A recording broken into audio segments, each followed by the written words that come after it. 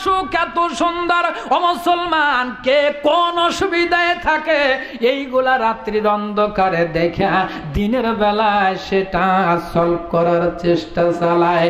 আর আমার দেশের লিডারেরা রাত্রিতে নাক ডাকায়া ঘুমায়, আর সাধারণ জনগণ ইরির খেত পর ভরে।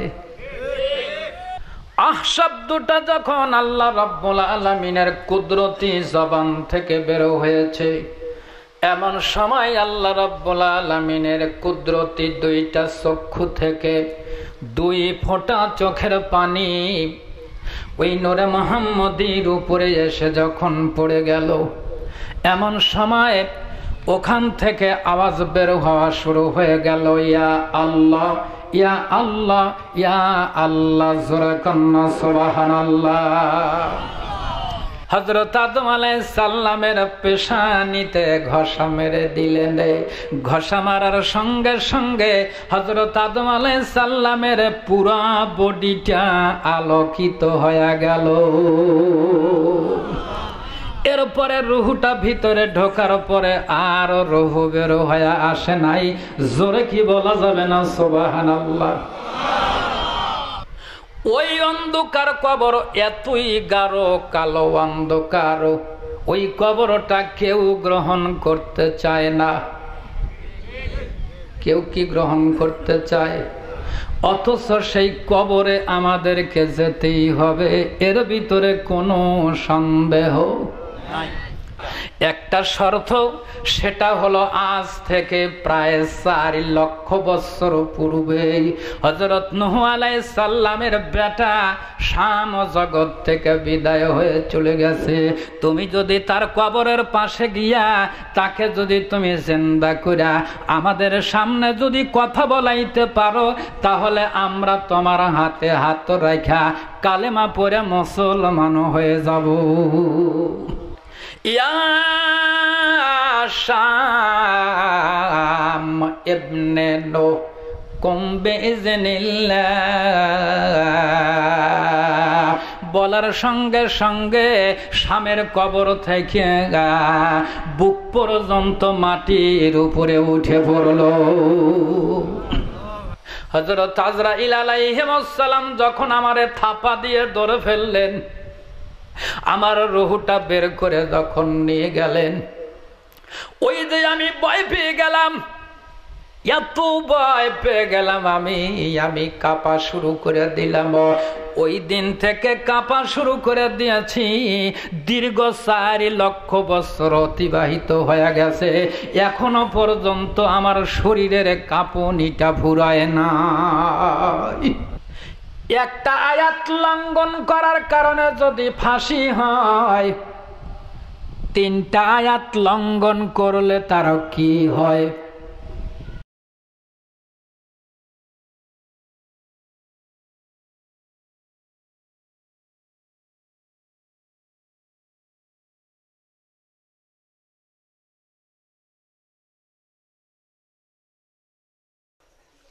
আসসালামু আলাইকুম ওয়া রাহমাতুল্লাহি ওয়া বারাকাতুহু।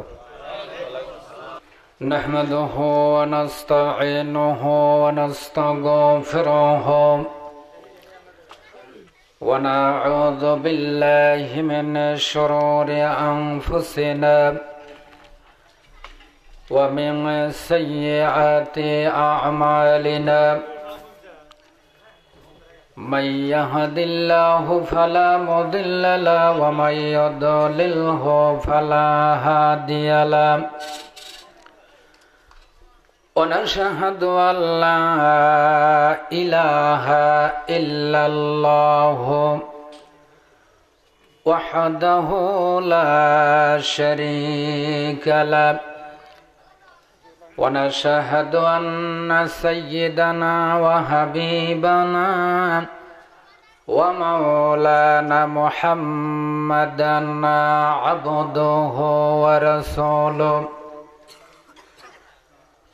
الذي أرسله بالحق بشيرا ونذيرا وداعيا إلى الله بإذنه وسراجا منيرا فقد قال الله تعالى في كلامه المجيد وفرقانه الحميد أعوذ بالله من الشيطان الرجيم بسم الله الرحمن الرحيم إن الله وملائكته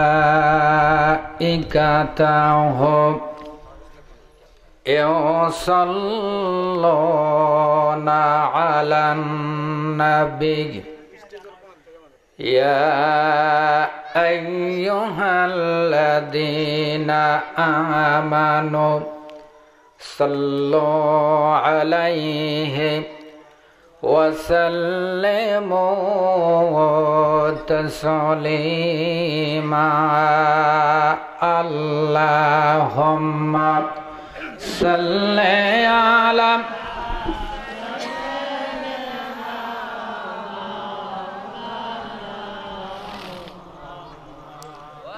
وعلى آل سيدنا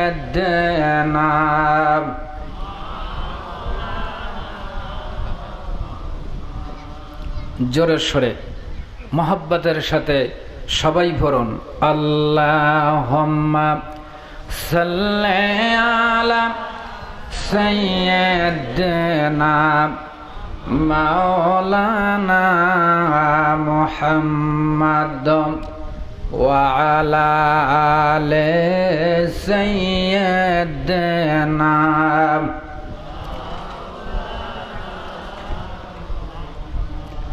بلغ العلا بكماله كشف الدجى بجماله حسنت جميع خصاله صلوا عليه هنا يفوت बुलबुल का तरन्नुम भी न हो चमने दहर में कलियों का तबस्सुम भी न हो बलगल उला बिकमालिहि कशफद दुजा बिजमालिहि हसनत जमीओ खसालिहि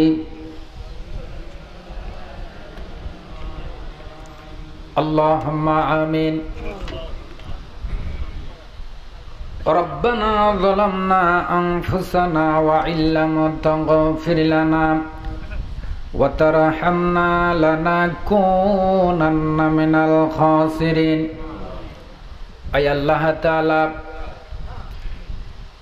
3 दिन ব্যাপী তাফসীরুল কোরআন মাহফিল নসরতপুর জান্নাতুল বাকি কবরস্থান উন্নতি কল্পে এই 3 দিন ব্যাপী তাফসীরুল কোরআন মাহফিলের আজকের প্রথম দিবসে হাজার হাজার মাইল দূর থেকে তোমার নবী পাকের উপরে কয়েকবার দরুদ ও সালাম পড়ে তোমার শাহী দরবারে হাত তুলে দিয়েছি। আল্লাহ দয়া করে মেহেরবানি করিয়া আমাদের এই দরুদ ও সালাম টুকুন সোনার মদিনায় নবী পাকের রওজা মোবারকে পৌঁছায়া দিন। तमाम পৃথিবীর মাটির নিচে যত মুমিন মুমিনাত শহীদ তাদের আরওয়ার পার সওয়াবখানা পৌঁছায়া দিন।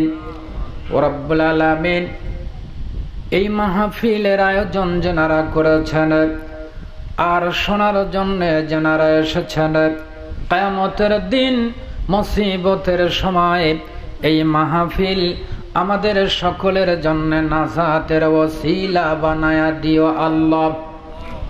ইয়া রব करम तो अगर करे ओ बात दे जुबा को जो दिल पर असर करे।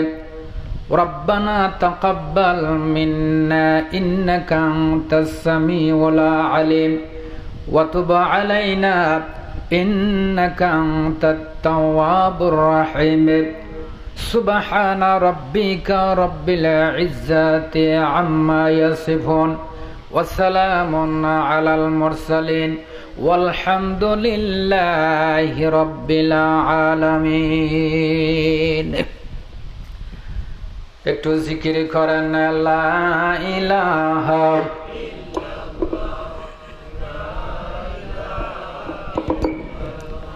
একটু জবান খুলেন লা ইলাহা লা ইলাহা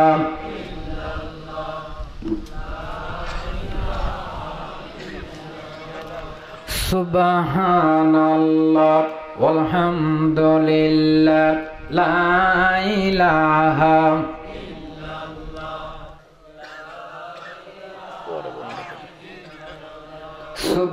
সুবহানাল্লাহ ওয়ালহামদুলিল্লাহ লা ইলাহা। সকলে বলুন সাল্লাল্লাহু। হযরত উলামায়ে কেরাম, মুরব্বিয়ান এযাম, যুবক ভাইরা, স্নেহের কসি কাসারা পর্দার অন্তরার আলে মাগফিরাত মা ও বোনেরা, সকলের প্রতি আমার আন্তরিক সালাম, আন্তরিক শুভেচ্ছা, আন্তরিক মোবারকবাদ।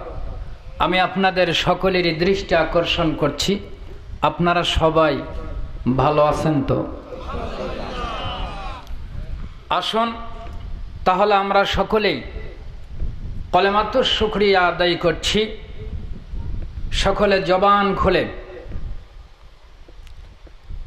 প্রাণ খুলে আল্লাহ রাব্বুল আলামিনের শুকরিয়া আদায় করছি। সকলেই পড়ছে আলহামদুলিল্লাহ। আর একটু জোরে পড়ুন আলহামদুলিল্লাহ। অত বড় শত কোটি দরুদ এবং সালাম বিশ্ব মানবতার মুক্তির দূত সাইয়্যিদুল মুরসালিন খতামান নবীন রাহমাতাল লিল আলামিনের উপর, যে নবী করিম সাল্লাল্লাহু আলাইহি ওয়াসাল্লামের মর্যাদা আল্লাহ রাব্বুল আলামিন কত বেশি করে দিয়েছেন, যেটা বর্ণনা করে দুনিয়ার কোনো মানুষ শেষ করতে পারে নাই, আমরাও সেটা পারব না। এত মর্যাদার নবী আল্লাহ রাব্বুল আলামিনের সৃষ্টি জগতে যখন কোনো কিছুই আল্লাহ সৃষ্টি করেন নাই, কিছু নাই, শুধুমাত্র কেবলমাত্র আমার আল্লাহ রাব্বুল আলামিন একা। সুবহানাল্লাহ। কিছু নাই, সম্পূর্ণভাবে আল্লাহ রাব্বুল আলামিন একা। আল্লাহ রাব্বুল আলামিনের কুদরতি খেয়ালে সর্বপ্রথম আল্লাহ রাব্বুল আলামিন যেই জিনিসটা সৃষ্টি করলেন, সর্বপ্রথম আল্লাহ রাব্বুল আলামিন আমার আপনার নবী, বিশ্ব নবী মুহাম্মদুর রাসূলুল্লাহ, সকলে বলুন সাল্লাল্লাহু, নূরে মুহাম্মদীকে সৃষ্টি করিয়া আল্লাহ রাব্বুল আলামিন আল্লাহর কুদরতি ডান হাতের উপরে রাখলেন। ডান হাতের উপরে রাখার পর ওই দিকে লক্ষ্য করে আমার আল্লাহ রাব্বুল আলামিন নিজেই জপতে আছেন, ইয়া মুহাম্মদ, ইয়া মুহাম্মদ, ইয়া মুহাম্মদ সাল্লাল্লাহু আলাইহি ওয়াসাল্লাম। এইভাবে একদিন নয়, দুই দিন নয়, আল্লাহ রাব্বুল আলামিন এইভাবে জপলেন 40 লক্ষ বছর। 40 লক্ষ বছর ডাকার পর আল্লাহ রাব্বুল আলামিন লক্ষ্য করে দেখেন নূরে মুহাম্মদের তরফ থেকে কোন রকমের রেসপন্স নাই, কোন রকমের সারা শব্দ নাই, কোন রকমের আওয়াজ নাই। 40 লক্ষ বছর ডাকলাম, অথচ কোন রকমের সারা শব্দ পেলাম না। এমন সময় আল্লাহ রাব্বুল আলামিনের কুদরতি জবান থেকে একটা শব্দ বের হয়ে আসলো, আহ। আহ শব্দটা যখন আল্লাহ রাব্বুল আলামিনের কুদরতি জবান থেকে বের হয়েছে, এমন সময় আল্লাহ রাব্বুল আলামিনের কুদরতি দুইটা চক্ষু থেকে 2 ফোঁটা চোখের পানি ওই নূরে মুহাম্মদীর উপরে এসে যখন পড়ে গেল, এমন সময় ওখান থেকে আওয়াজ বের হওয়া শুরু হয়ে গেল, ইয়া আল্লাহ, ইয়া আল্লাহ, ইয়া আল্লাহ, জোরে কন্না সুবহানাল্লাহ। এইভাবে আল্লাহ রাব্বুল আলামিন জপতে আছেন, ইয়া মুহাম্মদ, ইয়া মুহাম্মদ। নূরে মুহাম্মদীর থেকে আওয়াজ বের হয়, ইয়া আল্লাহ, ইয়া আল্লাহ। এইভাবে কোটি কোটি বছর অতিবাহিত হয়ে গেল। ইলমে মারিফাত, ইলমে তাসাউফের বহুত আলোচনা আপনারা শুনেছেন। ইলমে তাসাউফে একটা কথা আছে, আশেক কাকে বলে, আশেক কাহারে বলে, আর মাশুক কাকে বলে। আশেক বলা হয় তাকে যিনি কোনো কিছুর প্রথম দাবিদার, যিনি প্রথমে কিছু চান ওনাকে বলা হয় আশেক। আর যেটাকে চান, জেনাকে চান, ওনাকে বলা হয় মাশুক। এই ক্ষেত্রে আমার আল্লাহ রাব্বুল আলামিন হলেন আশেক, আর নবী মুহাম্মদুর রাসূলুল্লাহ সাল্লাল্লাহু আলাইহি ওয়াসাল্লাম হলেন মাশুক। আল্লাহ রাব্বুল আলামিনের কুদরতি খেয়াল হলো, জমিনের ভিতরে আমি মানুষ পাঠিয়ে দিব। আল্লাহ রাব্বুল আলামিন আজরাইল আলাইহিস সালামকে ডাকতে বলেন, আজরাইল তুমি জমিনের ভিতরে যাও, জমিনের ভিতরে গিয়া তুমি মাটি সংগ্রহ করো, আমি আদম দুনিয়াতে পাঠিয়ে দেব। হযরত আজরাইল আলাইহিস সালাম এই জমিনেতে আসার পর এক জায়গার নয়, 2 জায়গার নয়, দীর্ঘ 60 জায়গার মাটি সংগ্রহ করলেন। 60 জায়গার মাটি যখন সংগ্রহ করলেন, হযরত আজরাইল আলাইহিস সালাম আল্লাহ রাব্বুল আলামিনকে ডাক দিয়া বলেন, আল্লাহ এই মাটিগুলা আমি কোন জায়গায় রাখবো? আল্লাহ জানিয়ে দিলেন, আজরাইল ওই জমিনেতে, পৃথিবীর বুকে, আসমানের নিচে জমিনে একটা ময়দান আছে, যেই ময়দানটার নাম হলো তায়েফের ময়দান। ওই তায়েফের ময়দানে একটা জায়গা আছে, যেই জায়গাটার নাম হলো ওয়াদিয়ে মুহাররম। ওই ওয়াদিয়ে মুহাররমে তুমি মাটিগুলো স্তূপ করো, জড়ো করো, গাদি করো। আল্লাহ রাব্বুল আলামিনের নির্দেশ পেয়ে হযরত আজরাইল আলাইহিস সালাম তায়েফের ময়দানে ওয়াদিয়ে মুহাররমে মাটিটা স্তূপ করলেন। বিশাল বড় স্তূপ হয়ে গেল। আল্লাহ ডাকদা বলেন, আজরাইল একটু অপেক্ষা করো। আল্লাহ রাব্বুল আলামিন তখন বৃষ্টির ব্যবস্থা করলেন, কুদরতি বৃষ্টির ব্যবস্থা হয়ে গেল। এক নাগারে একাধারে ওই মাটির উপরে 40 দিন পর্যন্ত বৃষ্টি হলো। 40 দিন পর্যন্ত যখন বৃষ্টি হলো, ওই মাটি যখন খিমার হয়ে গেল, মাটি যখন নরম হয়ে গেল, আল্লাহ আজরাইলকে ডাকদা বলেন, আজরাইল ওই মাটির স্তূপ থেকে তুমি এক মুষ্টি মাটি সংগ্রহ করো। হযরত আজরাইল আলাইহিস সালাম এক মুষ্টি মাটি যখন সংগ্রহ করেছেন, এক মুষ্টি মাটির ভিতরে মাটি উঠে পড়েছে 40 মণ। আল্লাহ রাব্বুল আলামিন ডাকদা বলেন, আজরাইল, ওই মাটিটা যে তোমার মুঠের উপরে উঠেছে 40 মণ, ওই মাটিগুলা দিয়া তুমি আমার আদমের বডিটা বানাও, আদমের লাশ তৈরি করো, হযরত আদম আলাইহিস সালামের বডি স্ট্রাকচার তৈরি করো। আল্লাহর নির্দেশ ক্রমে হযরত আজরাইল আলাইহিস সালাম আমাদের প্রথম আব্বা জান হযরত আদম আলাইহিস সালামের বডিটা 1 নয় 2 নয় দীর্ঘ 60 গজ 120 হাত লম্বা করে লাশটা তৈরি করে ফেললেন। আল্লাহ রাব্বুল আলামিন ডাকদা বলেন, আজরাইল, ওয়াদিয়া মুহাররমে তুমি আদমের বডিটা রেখে দাও। ওখানে রাখলেন 40 দিন। 40 দিন পরে আল্লাহ জিবরাইলকে ডাকদা বলেন, জিবরাইল, আর দেরি করা যায় না, আর দেরি করা যায় না, যাও যাও তাড়াতাড়ি যাও, আমার আদমের বডিখানা তুমি জান্নাতের জমিনে নিয়ে আসো। জান্নাতের জমিনে যখন নিয়ে আসা হলো,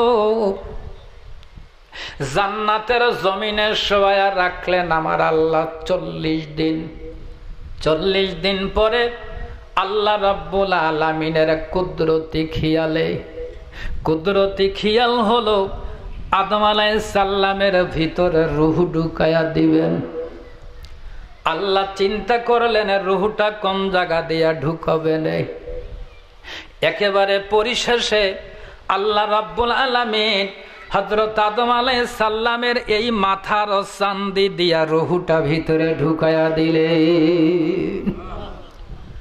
রূহটা যখন ভিতরে ঢুকায়া দিলেন, রূহটা ভিতরে থাকলো না, ছট করে রূহটা ভিতর থেকে বের হয়ে চলে আসলো। আবার যখন রূহটা ভিতরে ঢুকায়া দিলেন, আবারও বের হয়ে আসে।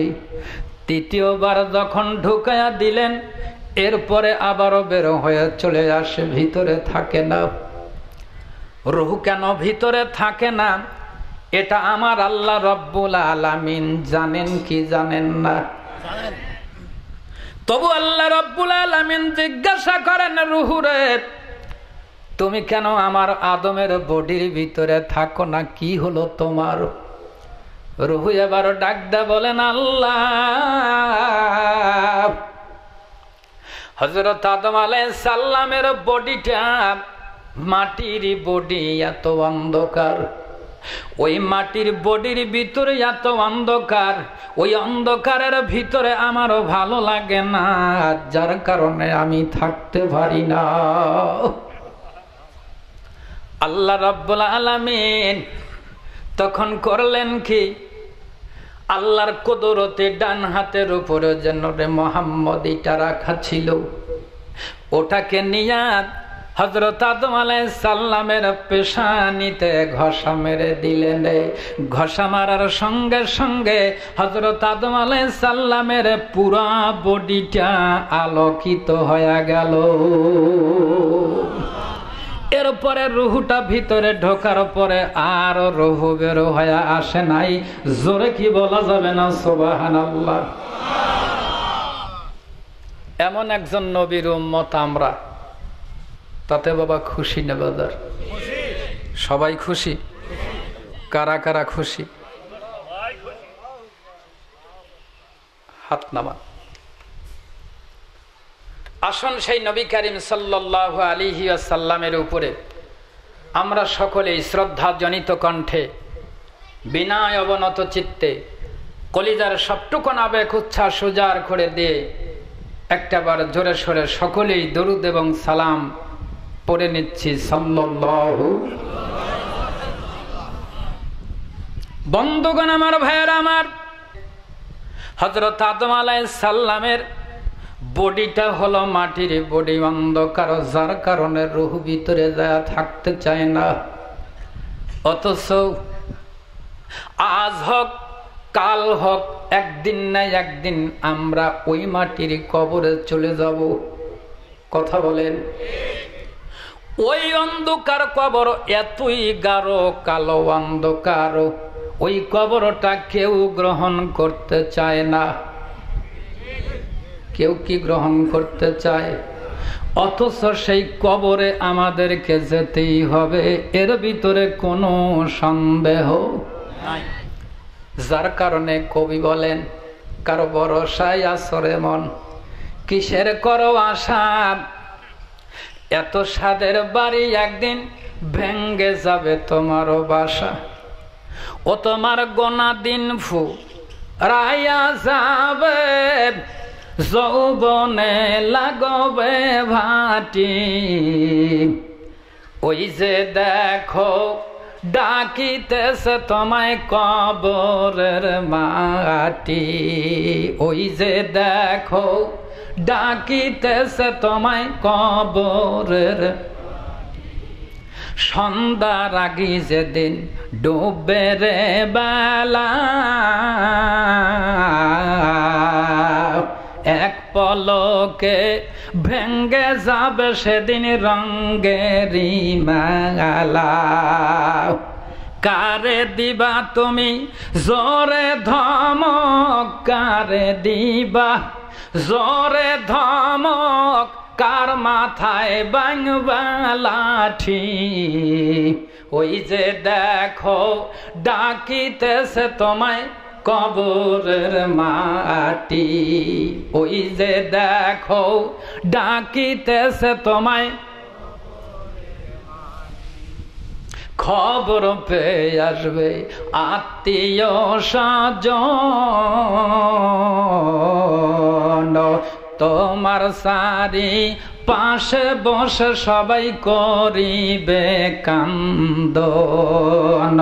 সাজাইবে তোমায় মনের মতন, সাজাইবে মনের মতন, কি সুন্দর পরিপাটি। ওই যে দেখো ডাকিতেছে তোমায় কবরের মাটি, ওই যে দেখো ডাকিতেছে তোমায় কবর। ঘুইরা মর তুমি মায়ারি পিছে, এত আশা ভালোবাসা পাবে সকলেই মিশে। কথা বলেন ঠিক কিনা? ঘুইরা মর তুমি মায়ারি পিছে, এত আশা ভালোবাসা পাবে সকলেই মিশে। কোন দিন যেন আইসা পরে, কোন দিন যেন আইসা পরে আজরাইলের হাতের চিঠি। ওই যে দেখো ডাকিতেছে তোমায়, ওই যে দেখো ডাকিতেছে তোমায় কবরের মাটি। জবান খুলে জোরে কোন কথা ঠিক কিনা?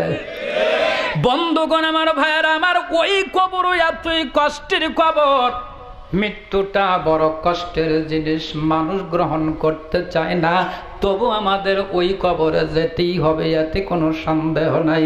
বনি ইসরাইল বংশের ৭০,০০০ পয়গাম্বার, শেষ পয়গাম্বারের নাম হলো হযরত ঈসা আলাইহিস সালাম।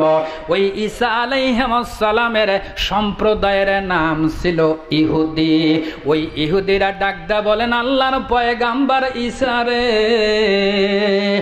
আমরা তোমার হাতে হাত রাখা কালেমা পড়ে মুসলমান হয়ে যেতে পারি, শর্ত হলো একটা। কয়টা? একটা শর্ত, সেটা হলো আজ থেকে প্রায় ৪ লক্ষ বছর পূর্বে হযরত নূহ আলাইহিস সালামের বেটা শাম জগৎ থেকে বিদায় হয়ে চলে গেছে।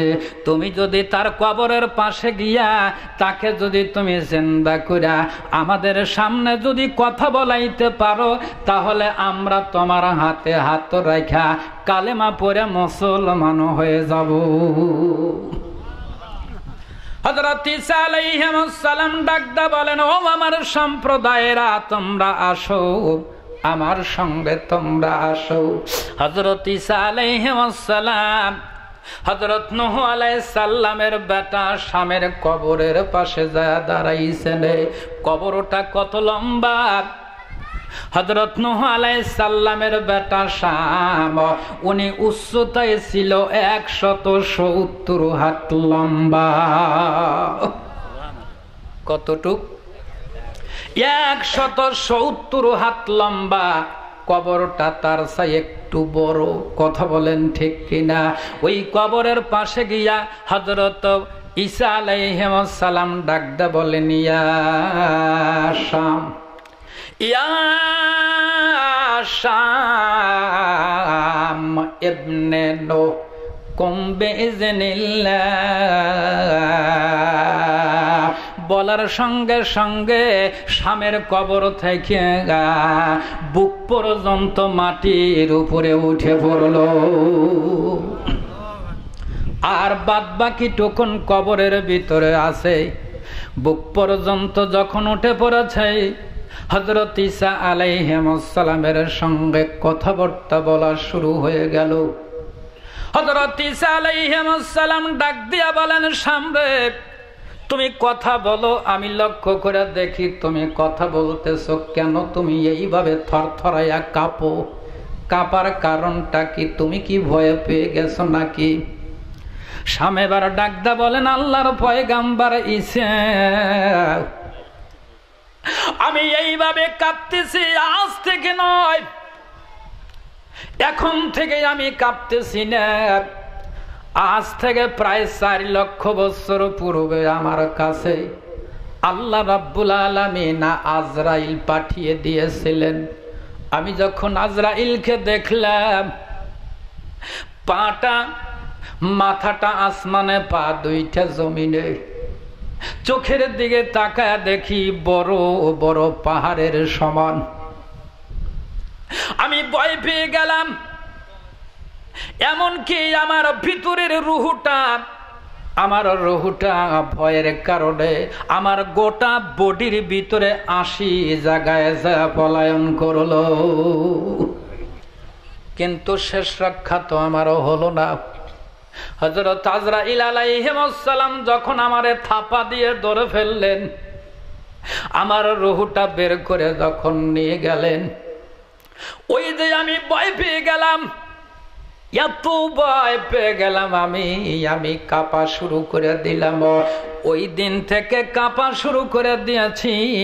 দীর্ঘ 4 লক্ষ বছর অতিবাহিত হয়ে গেছে, এখনো পর্যন্ত আমার শরীরের কাঁপুনিটা ফুরায় না। ও মুসলমান, ওই কবর আমাদের সামনে আছে কি নাই?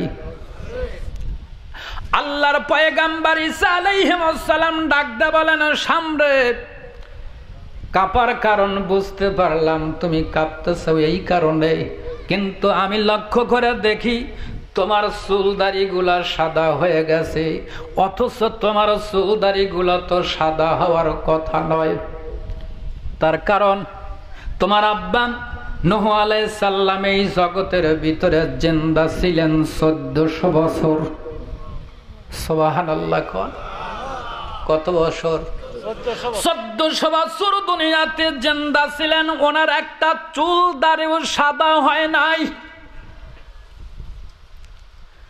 বাদশাহ জুলকারনাইন এই জগতের ভিতরে জিন্দা ছিলেন 1600 বছর, ওনারও একটা চুল দাড়ি সাদা ছিল না। বাদশাহ সাদ্দাদ এই জগতের ভিতরে জিন্দা ছিল 950 বছর, ওনারও একটা চুল দাড়িও সাদা হয় নাই। বাদশাহ ফেরাউন এই জগতের ভিতরে জিন্দা ছিল 750 বছর, ওনারও একটা চুল দাড়ি সাদা ছিল না। আর আমাদের প্রথম আব্বাজান হযরত আদম আলাইহিস সালাম এই জগতের ভিতরে হায়াত পেয়েছিলেন 1000 বছর, ওনারও একটা চুল দাড়ি সাদা ছিল না। আগের নবী রাসূল এবং তার উম্মতদের চুল দাড়ি সাদা ছিল না। তোমার চুলদাড়ি কেন সাদা হয়ে গেল? ও মুসলমান বলতে পারেন, তাহলে আমাদের যে চুলদাড়ি সাদা হয়ে গেল এই আবার কেমন অবস্থা? আগের নবী রাসূল এবং তার উম্মতদের চুলদাড়ি সাদা ছিল না, এই চুলদাড়িটা সাদা শুরু হয়ে গেছে আমাদের মুসলমানদের জাতির পিতা হযরত ইব্রাহিম আলাইহিস সালামের সময় থেকে। সামনে তোমার চুলদাড়ি তো সাদা হওয়ার কথা নয়, তোমার চুলদাড়ি কেন সাদা হয়ে গেছে আমি জানতে চাই। শাম এবারও ডাকতে বলেন, আল্লাহর পয়গাম্বার ঈসা, আমার চুলদাড়ি গুলা সাদা ছিল না, কালোই ছিল, কিন্তু আপনি যখন আমার কবরের পাশে এসে ডাকতে বলেছেন কুম্বে ইজনিল্লাহ, তখন আমার মনে ভয়ের আবার নতুন করে উদ্রেক হলো। আমি আবার ভয়ে পেয়ে গেলাম। আমি মনে মনে চিন্তা করলাম, এখন বোধহয় এখন বুঝি কিয়ামতের মাঠ অনুষ্ঠিত হয়ে গেল নাকি। আমি যদি কিয়ামতের ময়দানে আবার উঠি, তাহলে আমার যাবতীয় জীবনের হিসাব আমি কেমনে দেব?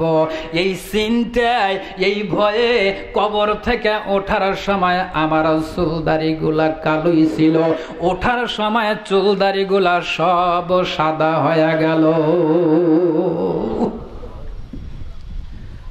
বাজানদা আমারও ভাইয়েরা আমারও, ওই কবর আর ওই মৃত্যু আমাদের সামনে না পিছনে? একটু জোরে বলেন। ইন্নাল মাউতাল্লাযীনা তাফিররুনা মিনহু ফাইন্নাহু মুলাকীকুম, মৃত্যু আমাদের সামনে, আমাদের মোলাকাত করবেই করবে, এতে সন্দেহ নাই। জোরে কি বলা যাবে না? সুবহানাল্লাহ, লা ইলাহা, একটু জবান খোলেন, লা ইলাহা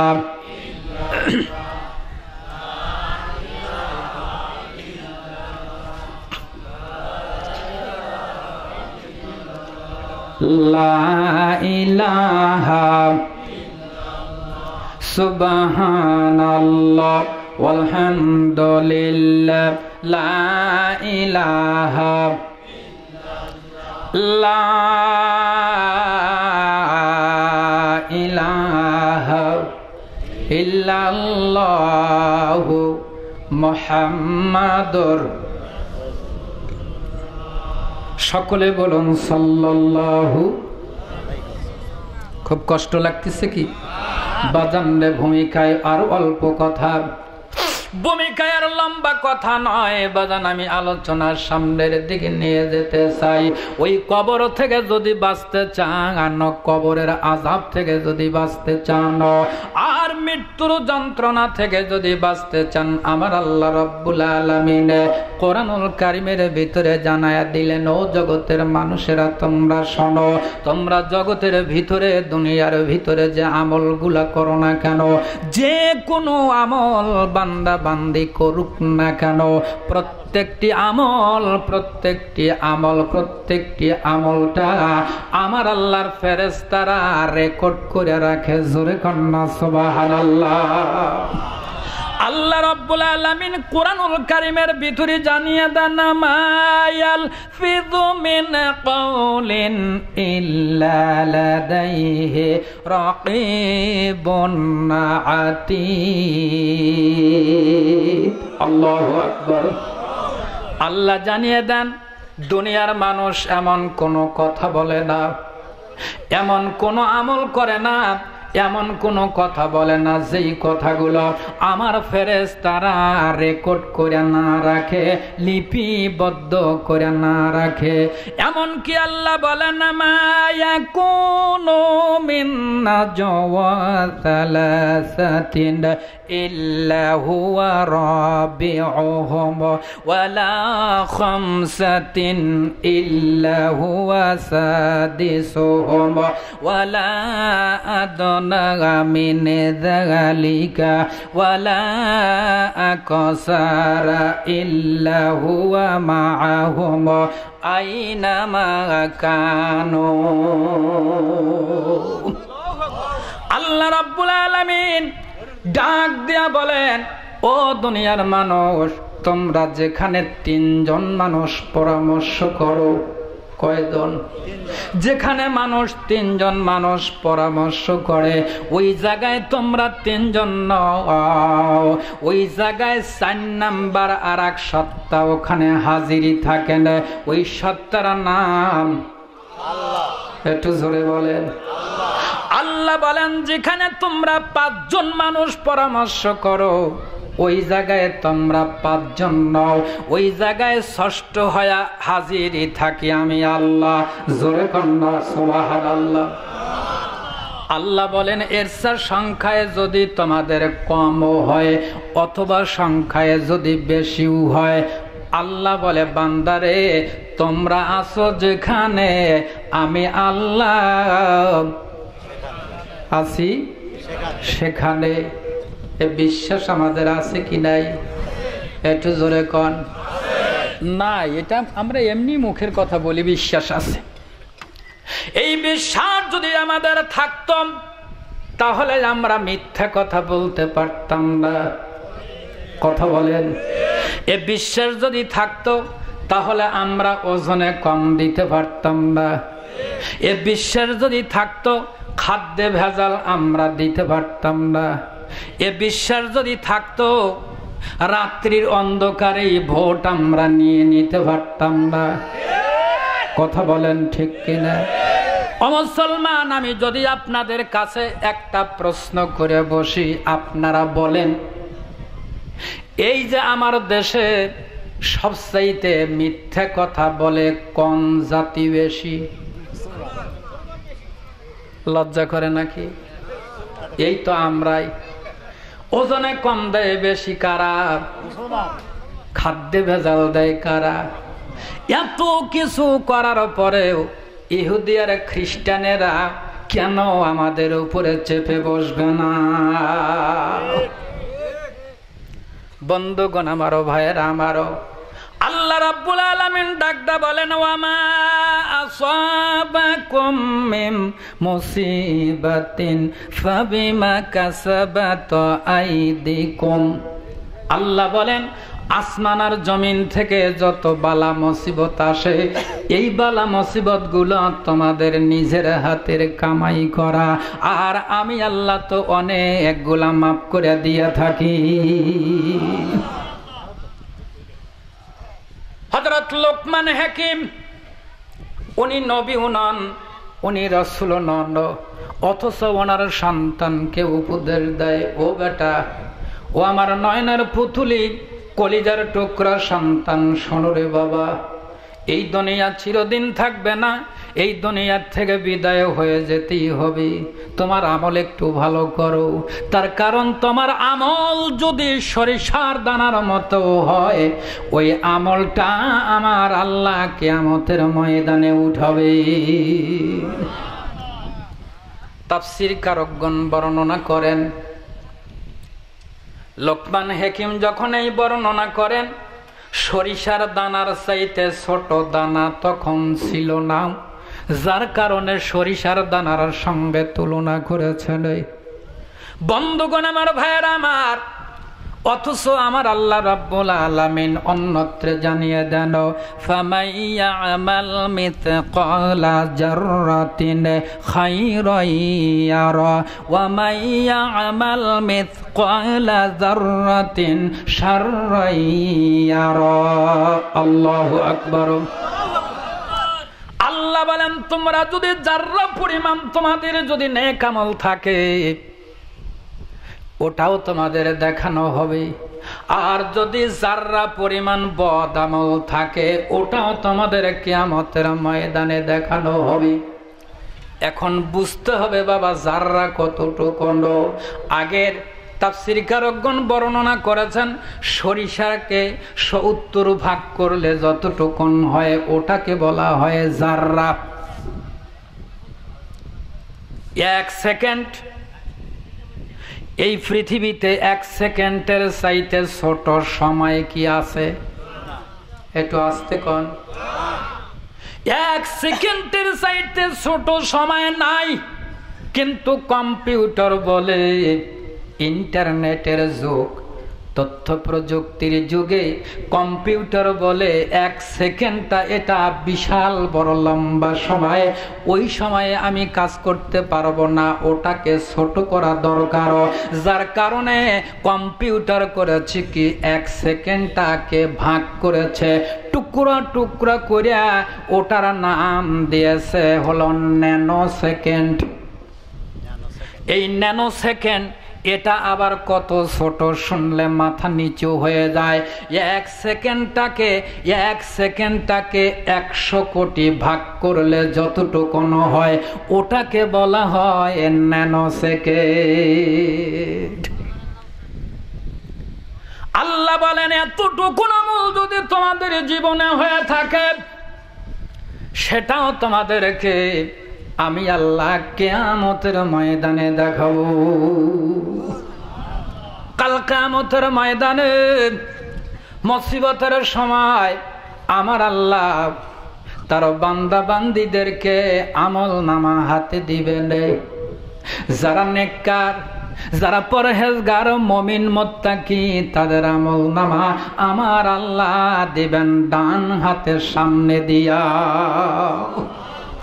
আর বেঈমানেরা যারা আল্লাহ মানে না, রাসূল মানে না, বেঈমানেরা যারা, তাদের আমল নামা আমার আল্লাহ দিবেন বাম হাতে, তাও পিছন দিয়া। আমল নামা উঠতে থাকবে, এমন সময়ে মানুষ দিশেহারা হয়ে যাবে আমল নামা ধরার জন্যে। বেঈমানেরা বাম হাত খানা লুকায়া রাখবে, ডান হাত দিয়ে ধরতে যাবে। আমার আল্লাহ বলেন তখন করবেন কি, এই বাম হাত খানা বুকের মধ্য দিয়া ছিদ্র হইয়া, বুকের মধ্য দিয়া ঢুকিয়া পিছন দিয়া বের হয়ে যাবে। আর বেঈমানদের আমল নামা তাদের বাম হাতে দিয়া দেওয়া হবে। জোরে কন্না নাউজুবিল্লাহ। বেঈমানেরা যখন আমল নামা বাম হাতে পাবে, তারা কি বলবে? মালি হাযাল কিতাবি লা ইউগাদিরু সাগীরাতান ওয়ালা কাবীরাতান ইল্লা আহসাহা। এটা তো আশ্চর্য একটা কিতাব, আশ্চর্য একটা আমল নামা। জীবনে যা করেছি একটাও বাদ পড়ে না। রাত্রির অন্ধকারে যা যা করেছি, দিনের আলোতে যা যা করেছি, একটা বাদ পড়ে নাই। সবগুলা আমল নামায় আল্লাহ উঠায়া দিয়েছে। বন্ধুগণ আমার, ভাইয়েরা আমার, এমন অবস্থায় বেঈমানেরা দিশেহারা হয়ে যাবে। হায়রে কি অবস্থা, অন্যায় করে ফেলেছি, ভুলই তো করে ফেললাম। এমন সময়ে যারা বেঈমান, যারা আজকে দুনিয়ায় অনেক চাপার জোরে দুনিয়ায় টিকে আছে, এমন মানুষ আছে কি নাই? খুব চাপায় জুত, চাপার কাছে বাম পাও লিয়া যাওয়া যায় না, আছে না বাবা? ওই সমস্ত চাপাবাজ লোকেরা আমল নামাটা দেখার সঙ্গে সঙ্গে আল্লাহকে ডাকতে বলবেন, আল্লাহ আমার আমল নামায় এত গুনাহ দেখতেছি, আল্লাহ এত গুনাহ তো আমি করি নাই। তোমার ফেরেশতারা বানায়া বানায়া বেশি বেশি করে লিখে রাখছে, এত গুনাহ আমার জীবনে করি নাই। ফেরেশতারা কি তোমাদের বিরোধী দলের লোক? আল্লাহ এত গুনাহ করি নাই, গুনাহ করেছি বটে, তবে এত গুনাহ করি নাই। তোমার ফেরেশতারা বানায়া বানায়া বেশি বেশি করে লিখে রাখছে। আল্লাহ বলবে না, তোমরা গুনাহ করেছো। এই যে ভিডিও ফুট, রাত্রির অন্ধকারে কি করলা, দিনের আলোতে কি করছে, সবগুলা এখানে আছে। তারপরেও তারা বলবে না, এত গুনাহ করি নাই। পুলিশ যে শুধু বলছি দেখো কোনো ব্যবস্থা করা যায় নাকি, পুলিশ যাতে এত অন্যায় করবে তা তো বুঝি নাই আল্লাহ, এজন্য এত গুনাহ আমরা করি নাই। আল্লাহ রাব্বুল আলামিন তখন করবেন কি, সে কথাও আমার আল্লাহ কোরআনুল কারীমের ভিতরে জানায়া দিয়েছেন। আল্লাহু আকবার। আল্লাহ বলেন এই অবস্থায় যখন আসবে, মানুষ যখন এই ভূমিকায় আসবে, আল্লাহ এত গুনাহ করি নাই, এই গুনাহগুলা ফেরেশতারা বানায়া বানায়া বেশি বেশি করে লিখে রাখছে। আল্লাহ তখন করবেন কি? আল্লাহ বলেন আল-ইয়াউমা নাখতিমু আলা আফওয়াহিহিম ওয়া তুকাল্লিমুনা আইদিহিম ওয়া তাশহাদু আরজুলুহুম বিমা কানু ইয়াকসিবুন। আল্লাহ তখন করবেন কি? আমার আল্লাহ রাব্বুল আলামিন তখন ওই সাফাবাজদের সাফা বন্ধ করে দিবে, মুখ বন্ধ, জবান দিয়ে আর কোনো কথা বলতে পারবে না তারা। মুসলমান, আমি তো মাঝে মাঝে মনে চিন্তা করি, আমার দেশের রিক্সা চালক, ভ্যান চালক, কুলি মজুর এরা নাজাত পেতে পারে, কিন্তু আমার দেশের লিডার এরা মাপ পাওয়া বড় কষ্ট। তার কারণ এদের ভিতরে যত মিথ্যা, এত মিথ্যা সাধারণ জনগণের ভিতরে নাই। একেবারে জ্বলন্ত পুকুর চুরি, তারপরও সকালবেলা যা দেখবেন যে টিভির পর্দায় বসে বলছেন একেবারে স্বচ্ছ হয়ে গেছে। আছে কি নাই? আছে। এগুলার হিসাব আমাদের কাছে দেওয়া নাও লাগতে পারে, কারণ আমরা তো নিতেও পারতেছি না, কিন্তু আমার আল্লাহকে এগুলো ভুলে যাবেন? একটু আসতে কন না, পিছনের লোকজন চিন্তা করতেছেন না আল্লাহ এটা মাফ করে দিতে পারে? বন্ধুগণ আমার, ভাইয়ের আমার, আল্লাহ বলেন তখন তাদের জবানটা বন্ধ করে দেওয়া হবে, মুখ বন্ধ হয়ে যাবে, হাত তাদের সাক্ষী দিবে। হাত দ্বারাই তো আমরা সিংহভাগ পাপ করে থাকি। হাত বলবে আল্লাহ আমাকে দ্বারা তোমার এই বান্দার, তোমার বান্দি এই অন্যায় সেই অন্যায়, বিভিন্ন অন্যায় করেছে। জোরে জোরে কোন কথা ঠিক কিনা? ভোটের দিন ভোট দিতে গেছি, বলতে হুজুর ভোট আপনার হয়ে গেছে। কইলাম আমার ভোট হয়ে গেছে, আমি তো এর আগে আসি নাই। কয় না আপনারটাও হয়েছে, আপনার দাদিরটাও হয়ে গেছে। বললাম যে ভাই আমার দাদি তো 3 বছর আগে মারা গেছে। কয় না ওটাও হয়ে গেছে। কথা বলেন, আপনাদের বগুড়া এগুলো হয় নাই, আমাদের সিরাজগঞ্জে হয়েছে। বন্ধুগণ আমার, ভাইয়ার আমার, আমি অন্য কোনো কিছু বলতে চাই না, বলতে চাই এইগুলা আমার আল্লাহ দেখছেন কি দেখেন না? আমার আল্লাহ বলেন আমি ওই দিন হাত দিয়া সাক্ষী নেব, মুখ বন্ধ হয়ে যাবে। আমার আল্লাহ পারবেন কিনা? ও মুসলমান, বিশ্বাস আগেও ছিল, এখনো আছে, ভবিষ্যতেও থাকবে। কিন্তু বাজার আর একটা বাস্তব জীবনের কথায় আমার বিশ্বাসের মাত্রাটা একটু বেশি বেড়ে গেল। আমরা জন্ম বোবা বহুত মানুষ দেখেছি কিনা? ওই বোবারাও আমাদের মতো মুখ আছে, জিহ্বা আছে, দাঁত আছে, সবগুলা থাকার পরেও তারা মুখ দিয়ে কথা বলতে পারে না। এগুলো তো জন্ম বোবা। বাস্তবে একটা কথা বলে দিয়েছে ভাই, ও বগুড়াবাসী শুনে রাখো, আমার নিজের ফুফাতো ভাইয়ের 3টা ভাই, 3টা ভাইয়ের বড় ভাইয়ের 3টা ছেলে। এই 3টা ছেলের একেবারে ছোট ছেলেটাকে হাফিজিয়া মাদ্রাসায় পড়ার জন্য দিয়েছেন। ওই সন্তানটা 28 পারা কোরআন মুখস্থ করেছেন। আর কয় পারা বাকি? আর মাত্র 2 পারা পড়লে কোরআনের হাফেজ হবে। এমন সময় বাড়িতে ছুটিতে আসছে। ছুটিতে আসার পরে আমার আল্লাহ কত ক্ষমতা, আমার আল্লাহ কি করলেন, হঠাৎ করে ওই ভাতিজার এমন অবস্থা হলো, ও মগু দিয়া একটা কথাও বলতে পারে না, সম্পূর্ণ বন্ধ। বিভিন্ন কাজ করে, সব কাজ করে, তার কোনো অসুবিধা নাই। খাওয়া দাওয়া, গোসল, নামাজ সব কাজ করে, শুধুমাত্র মুখ দিয়া কথা বলতে পারে না। কোনো কিছুর প্রয়োজন হলে হাতের ইশারায়, চোখের ইশারায়, মাথার ইশারায় বিভিন্ন জিনিস চায়। একান্তই যদি আমরা কিছু না বুঝি তখন কাগজে লিখে দেয় এই জিনিসের প্রয়োজন। ও মুসলমান, আমার আল্লাহর ক্ষমতা আছে কি নাই? আল্লাহ বলেন বেঈমানেরা যেদিন বলবে আল্লাহ এত গুনাহ করে নাই, তোমার ফেরেশতারা বানায়া বানায়া লিখে রাখছে, এমন সময় আমার আল্লাহ তাদের জবান বন্ধ করে দিবে, হাত সাক্ষী দিবে, হাত বলবে আল্লাহ এই হাত দ্বারা এই অন্যায় সেই অন্যায় করেছে। এমন সময় হাত বন্ধ হয়ে যাবে, এরপরে পা সাক্ষী দিবে।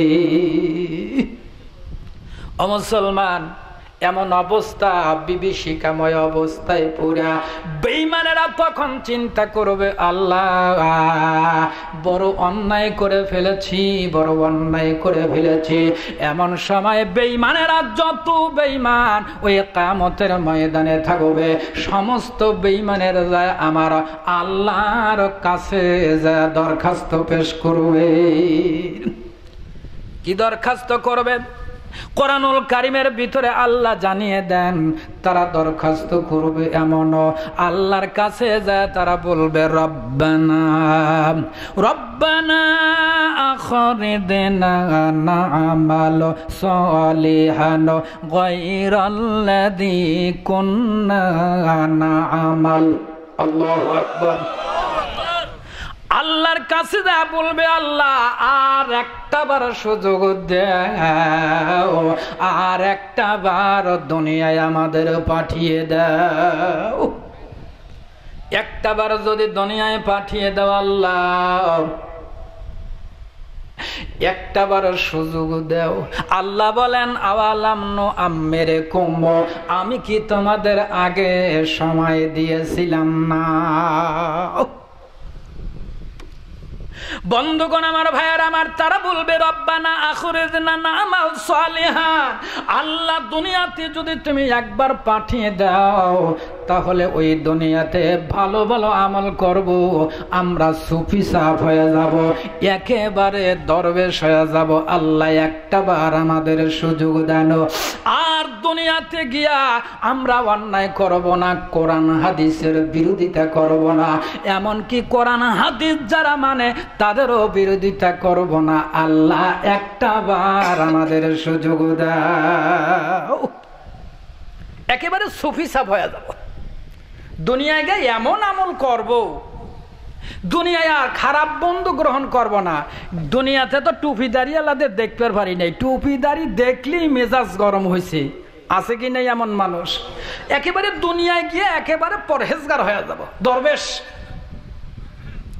আল্লাহ সুযোগ দিবে? একটু আস্তে কন। আল্লাহ রাব্বুল আলামিন ডাকদা বলেন ও আমার বান্দারা, ও আমার বান্দিরা, আর সুযোগ দেওয়া হবে না, এখন তোমাদের একটা জায়গায় পাঠানো বাকি। আল্লাহ বলেন ফাহদুহুম ইলা সিরাতিল জাহিম। এখন তোমাদের আর কোন জায়গায় নয়, আর একটা জায়গায় পাঠানো বাকি। ও আমার ফেরেশতারা, আমার এই নাফরমান বান্দা বান্দিদেরকে জাহান্নামের ভিতরে ফালায়া দাও। জোরে কি বলা যাবে না? নাউজুবিল্লাহ। বন্ধুগণ আমার, ভাইয়েরা আমার, এই জাহান্নামের আগুন থেকে যদি বাঁচতে চান, বাঁচার ইচ্ছা আছে কিনা?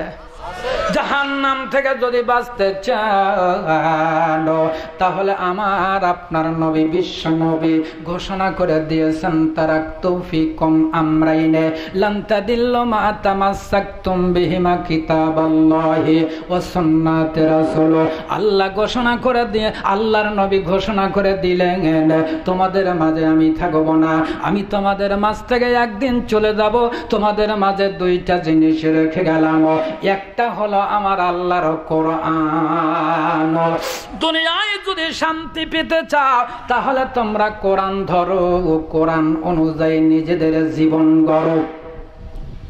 আমরা যদি কোরআন নিজেরা ধরি, কোরআন অনুযায়ী নিজেদের জীবন গড়ি, আর সমাজটাকে যদি আমরা কোরআন অনুযায়ী চালাইতে পারি, তাহলে দুনিয়ায় শান্তি, আখেরাতে পাবো মুক্তি। আমার আল্লাহ কোরআনুল কারীমের ভিতরে এমনটাই করেছে চুক্তি। জোরে কন্যা সুবহানাল্লাহ। কোরআন দ্বারা যদি নিজেরা চলতে পারতাম, কোরআন দ্বারা যদি আমরা নিজেদের ব্যক্তিগত, পারিবারিক, সামাজিক, রাষ্ট্রীয় জীবন, আন্তর্জাতিক জীবন পর্যন্ত পরিচালনা করতে পারতাম, তাহলে দুনিয়ায় শান্তি, আখেরাতে মুক্তি মিলত। কথা বলেন ঠিক কিনা? ও মুসলমান, কোরআন দ্বারা সমাজ পরিচালনা করে দেখিয়ে দিয়ে গেছেন নবীর সাহাবীরা। হযরত ওমর ফারুক রাদিয়াল্লাহু তাআলা আনহু কোরআনের শাসক। ও মুসলমান, মুসলমানদের জন্য বলে যাই, বন্ধুরে, ও মুসলমান, তোমরা কথাটা শোনো। কোরআন যদি নিজেরা মানতে পারতাম, কোরআন অনুযায়ী যদি সমাজ পরিচালনা করতে পারতাম, হযরত ওমর ফারুক কোরআনের শাসক, কোরআন দ্বারা সমাজ পরিচালনা করেন, ওই সময় সমাজটা কত শান্তির সমাজ হয়েছিল। বন্ধুগণ আমার, ভাইয়েরা আমার, হযরত ওমর ফারুক কোরআন দ্বারা দেশটা পরিচালনা করে দেখিয়ে দিয়েছেন কোরআনের ছায়াতলে যদি মানুষ আসে, ওই মানুষেরা কতটুকু শান্তিতে থাকতে পারে। বাজান রে, হযরত ওমর ফারুকের স্বভাব ছিলেন জনগণ ঘুমায়া যেতেন, হযরত ওমর ফারুক ঘুমাইতেন না। রাত্রির অন্ধকারে মহল্লা মহল্লায় ঘুরে ঘুরে দেখেছেন, মহল্লায় মহল্লায় ঘুরে ঘুরে দেখতেন মানুষকে কোন অসুবিধায় আছে, সেই অসুবিধাগুলা সুবিধায় পরিণত করার জন্য উনি চেষ্টা চালাইতেন। জোরে কন্যা সুবহানাল্লাহ। বাজানরা আমার, ভাইয়েরা আমার, হযরত ওমর ফারুক রাত্রির অন্ধকারে মরুভূমির ভিতরে উনি চলতে গিয়া হঠাৎ করে দেখেন এই তো একটা ঘর। ঘরের পাশ দিয়া যাইতে হঠাৎ করে লক্ষ্য করে দেখেন ওই ঘরের ভিতর থেকে মোলায়েম কণ্ঠে, মধুর সুরে একটা মহিলা কি যেন গায়ে, দূর থেকে বোঝা যায় না। হযরত ওমর ফারুক রাদিয়াল্লাহু তাআলা আনহু ওই ঘরের পাশে যা উনি দাঁড়াইছেন, উনি লক্ষ্য করে শোনেন ঘরের ভিতর থেকে একজন মহিলার কণ্ঠে গানের আওয়াজ বের হয়ে আসছে। ওই মহিলাটা গান গাইতেছে, আল কসদস বলো খলকেলে বায়ানা আওশাউজিদান হব্বিলে হায়াতি। ও মুসলমান, আরবিতে বললাম, আপনারা অনেকেই বুঝতে পারেন নাই। হযরত ওমর বুঝতে পেরেছেন মহিলাটা কি বলে। ও বাজান রে, মনে মনে চিন্তা করতে পারেন আরবিতে বলা হয়েছে এটা দোয়া, কি বলা হইল নাকি এটা দোয়া নয়, এটা একটা গান। জোরে কি বলা যাবে না? নাউযুবিল্লাহ। বাংলায় একটা অর্থ আছে, অর্থটা বললে বাজান পরিষ্কার বুঝতে পারবেন। মহিলাটা গান গাইতেছে, যার বাংলা অর্থ হলো, ও আমার প্রাণ বধূয়ারে, আমার যৌবন করে টলমল টলমল, তুমি আমার কাছে একবার আইলা না। জোরে কি বলা যাবে না? আরেকটু জোরে কোন। হযরত ওমর দূর থেকে বুঝতে পেরেছেন কি গায়। আর দেরি না করিয়া হযরত ওমর ফারুক ওই ঘরের পিছন থেকে, ঘরের পিছনের বেড়াটা বাম পাও দিয়া লাথি মেরে দিয়া, জোরে একটা লাথি মেরে দিয়া ওই বেড়াটা ভাঙ্গা উনি ঘরের ভিতরে ঢুকে পড়লেন। ঘরের ভিতরে ঢোকার পর যা দেখেন একটা মহিলা হারিকেনের একটু আলোটা কমায়া দিয়া বসে থেকে এইভাবে গান গায়। হযরত ওমর ডাক দিয়ে বলেন, ও মহিলা, তোমার তো সাহস কম নয়, এখন কোরআনের শাসন চলে। হযরত ওমর ফারুক কোরআনের শাসক, অথচ এই সময় তুমি গান গাও। গান গাওয়া আমার আল্লাহ কোরআনুল কারীমের ভিতরে নিষেধ করে দিয়েছেন, তা কি তুমি জানো না? আমি যখন দেখে ফেলেছি আগামীকাল সকালবেলা হযরত ওমরের দরবারে তোমাকে হাজির করা হবে, আর কোরআনের আয়াতটাকে লঙ্ঘন করার কারণে হযরত ওমর বিচার করে তোমাকে ফাঁসিও দিতে পারে। মহিলা ডাকতে বলেন, পথিক রে, আমি গান গাইছি, গান গাওয়ার কারণে আমার ভুল হয়ে গেছে, আর আপনি বলেছেন কোরআনের ভিতরে গান গাওয়া নিষেধ করে দিয়েছেন, সেটা কি তুমি জানো না? এটাও আমি জানি। আল্লাহ রাব্বুল আলামিন কোরআনুল কারীমের সূরা লোকমানের 6 নম্বর আয়াতে আমার আল্লাহ গান গাওয়া নিষেধ করে দিয়েছেন, এটা আমি জানি। হযরত ওমরের দরবারে আমাকে যখন নেওয়া হবে, আমি হযরত ওমরের দরবারে গিয়া হযরত ওমরের হাত পা ধরিয়া আমি ক্ষমা চেয়ে নেব। একটা ভুল করে ফেলেছি, যার কারণে আমি তার হাত পা ধরে ক্ষমা যদি চাই, আমার মন সাই দেয় হযরত ওমর আমাকে মাফ করে দিবে। কিন্তু পথিক রে, আপনি যখন আমার ঘরের ভিতরে ঢুকেছেন, আমারে ভয় দেখান, একটা কোরআনের আয়াতকে লঙ্ঘন করার কারণে হযরত ওমর বিচার করে আমাকে ফাঁসিও দিতে পারে। কিন্তু আমাকে যখন আপনি ওমরের দরবারে নিয়ে যাবেন, আমি আপনার বিরুদ্ধে নালিশ করব। আমি একটা ভুল করেছি, কোরআনুল কারীমের একটা আয়াত লঙ্ঘন করে ফেলেছি, এর জন্য যদি ফাঁসি হয়, আপনি আমার ঘরের ভিতরে ঢোকার সঙ্গে সঙ্গে আপনি এই মুহূর্তে ভুল করে ফেলেছেন 3টা। কোরআনুল কারীমের 3টা আয়াত লঙ্ঘন করেছেন আপনি। একটা আয়াত লঙ্ঘন করার কারণে যদি ফাঁসি হয়, 3টা আয়াত লঙ্ঘন করলে তার কি হয়?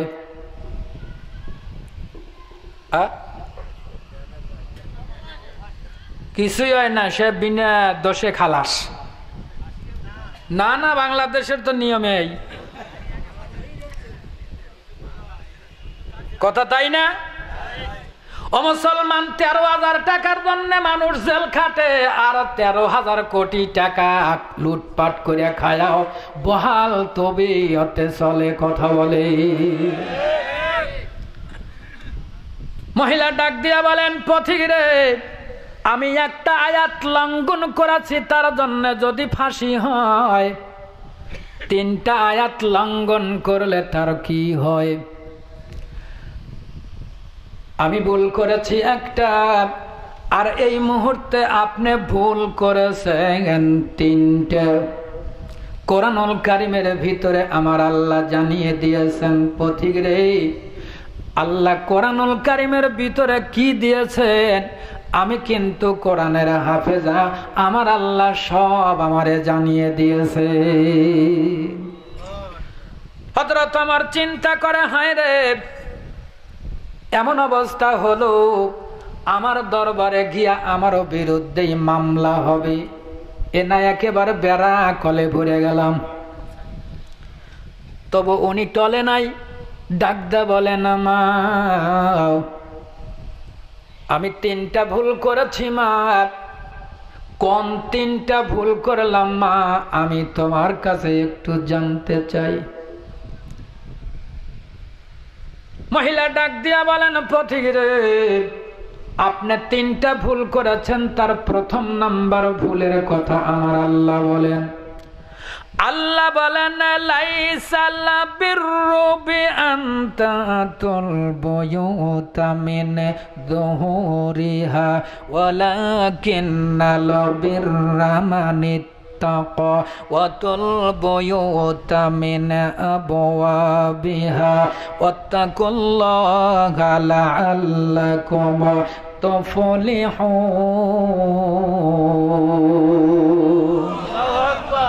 আল্লাহ জানিয়ে দিয়েছেন, হে ঈমানদারেরা, আল্লাহ বলেন তোমরা যদি কোনো ঘরে প্রবেশ করতে চাও, ঘরের দরজা দিয়ে প্রবেশ করো। দরজা দিয়ে না প্রবেশ করিয়া অন্য জায়গা দিয়ে প্রবেশ করার ভিতরে কোনো কল্যাণ নাই। আপনি বলেন আমার ঘরের ভিতরে আপনি কোন জায়গা দিয়ে ঢুকছেন? দরজা দিয়ে ঢুকছেন নাকি কোন জায়গায়? একেবারে পিছন দিয়া, তারপরও বেড়া ভাঙ্গে। ভুল আপনার 1 নাম্বার। আর 2 নাম্বারের ভুলের কথা আমার আল্লাহ কোরআনুল কারীমের ভিতরে জানায় দেন, ইয়া আইয়ুহাল্লাযীনা আমানু লা তাদখুলু বুয়ুতান গায়রা বুয়ুতিকুম হাত্তা তাস্তানিসু ওয়া তুসাল্লিমু আলা আহলিহা যালিকুম খায়রুল লাকুম লাআল্লাকুম তাযাক্কারুন। আল্লাহ জানিয়ে দিয়েছেন, হে ঈমানদারেরা, তোমরা নিজেদের গৃহ ব্যতীত অন্য কোন গৃহে প্রবেশ করতে চাইলে আগে ওই গৃহবাসীকে সালাম দাও, অনুমতি নাও। অনুমতি যদি দেয় তাহলে ওই বাড়ির ভিতরে ঢোকো, ওই ঘরের ভিতরে ঢোকো। আর যদি অনুমতি না দেয়, ইউসুলি গো, তুমি বাড়ির দিকে চলে যাও। আপনি বলেন আমার ঘরে ঢোকার সময় আপনি কি অনুমতি নিয়েছেন? একটু জোরে কন। আপনি অনুমতি নেন নাই, ভুল আপনার 2 নাম্বার। মুসলমান, কথাগুলোর মধ্য থেকে অনেক কথা আছে, আমাদের গ্রহণ করতে হবে ভাই। ডাক্তার মোহাম্মদ আব্দুস সোবাহানের বাড়িতে যা আগে বলবেন, ডাক্তার সাহেব বাড়িতে আছেন নাকি? যদি থাকে অনুমতি দেবে, আপনি ঢুকবেন। আর যদি না থাকে, ঘরের ভিতরে ঢোকার পারমিশন নাই। আমাদের স্বভাব কি তাই ভাই? এমনি একবারই চলে গেছে, কোনো জানা শোনা নাই, একবার ও কোকা ঢুকছে, আছে কি নাই? বন্ধুগণ আমার, ভাইয়ের আমার, হযরত ওমরকে ডাকদা বলতেছেন, পথিক রে, 2য় নাম্বার ভুল আপনি করে ফেললেন। আর 3য় নাম্বার ভুলের কথা আমার আল্লাহ কোরআনুল কারীমের ভিতরে জানিয়ে দিয়েছেন। আল্লাহ বলেন, ইয়া আইয়ুহাল্লাযীনা আমানু জতানিবু কাসীরাম মিনাজ-জান্নি ইন্না বাদাজ-জান্নি ইসমুন। আল্লাহু আকবার। আল্লাহ বলেন, ঈমানদারেরা রে, তোমরা সন্দেহ করে কোনো কাজ করবা না, ধারণা করে কোনো কাজ তোমরা করবা না। ধারণা করে কাজ করা অনেকটাই ভুল হয়। আপনি তো আমার ঘরের ভিতরে ঢুকেছেন সন্দেহ করে, কথা বলেন ঠিক কিনা? হযরত ওমর মাথা নাড়ে, আহার বলে, মা আমি সন্দেহ করেই ঢুকেছি। বলে, 3টা ভুল আপনি এই মুহূর্তে করেছেন। হযরত ওমর টলে না, হযরত ওমর বলে, বাহ, যেই মহিলা, যে মা কোরআনুল কারীমের এত জ্ঞান, ওই মহিলা, ওই মা কেন গান গাইল আমি জানতে চাই। ও মা, আমি তোমার কাছে জানতে চাই। মহিলা ডাক দিয়া বলেন, পথিক রে, আমি গায়েন গাই কোন কারণে আপনি জানতে চান? একটু সময় লাগবে, আপনি কি বসতে পারবেন? বলে, হ্যাঁ। বলে, পথিক রে, আমার স্বামীর নাম হযরত আব্দুল্লাহ ইবনে সাদ রাদিয়াল্লাহু তাআলা আনহু। আমার স্বামী যখন আমাকে বিবাহ করার জন্য আমাদের বাড়িতে চলে আসলেন, আসার পরে বিবাহের কাজ সম্পন্ন হয়ে গেছে, আর কোনো কিছু বাকি নাই, একেবারে শেষ মোনাজাত পর্যন্ত হয়ে গেছে। এখন শুধু বাতাসা বিতরণ বাকি। করে কি করে না? মিষ্টান্ন বিতরণ করে, জিলেপি বিতরণ করে। এ বগুড়ায় করে না? বন্ধুগণ আমার, ভাইয়ের আমার, মহিলা ডাক দিয়ে বলেন, পথিক রে, এখন মিষ্টান্ন বিতরণ হবে, এমন সময় হঠাৎ করে একটা চিঠি আমার স্বামীর কাছে কে যেন নিয়ে আসলো। ওই চিঠির ভিতরে লেখা আছে, ও আব্দুল্লাহ ইবনে সাদ রে, আমি হযরত ওমর চিঠি লিখতে আছি। চিঠিটা পাওয়া মাত্রই তুমি আর দেরি করবা না, আমার কাছে চলে আসবে। রোম পারস্যের যুদ্ধের জন্য তোমাকে আমি প্রতিনিধি করে পাঠিয়ে দিব। হযরত ওমরের চিঠি পাওয়ার পর আমার স্বামী ডাক দিয়া বলতেছে না, ও আমার সাথী ভাইয়েরা রে, তোমরা থাকো।